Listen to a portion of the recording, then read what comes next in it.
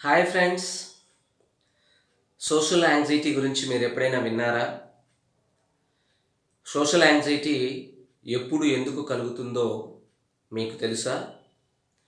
Social anxiety అనేది ఎప్పుడు మనిషిని ఇబ్బందికి గురిచేస్తుందో మీకు తెలుసా?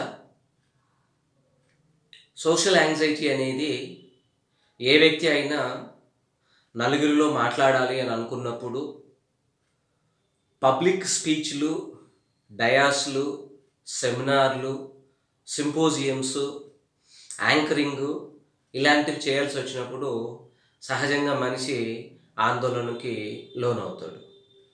స్కూల్ వర్క్ చేసేటువంటి పిల్లలు కూడా చాలా వరకు ఈ సోషల్ యాంగ్జైటీని అనుభవిస్తూ ఉంటారు.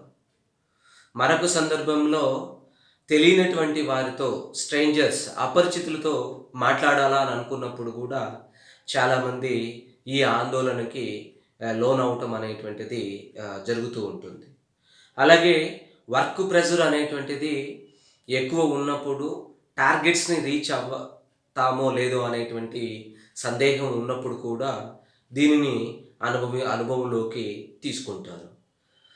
అలాగే కళ్ళలోకి కళ్ళు పెట్టి చూడాలి అనేటువంటి సందర్భంలో కూడా వ్యక్తి ఈ సోషల్ యాంగ్జైటీకి లోనవ్వటం అనేటువంటిది జరుగుతూ ఉంటుంది.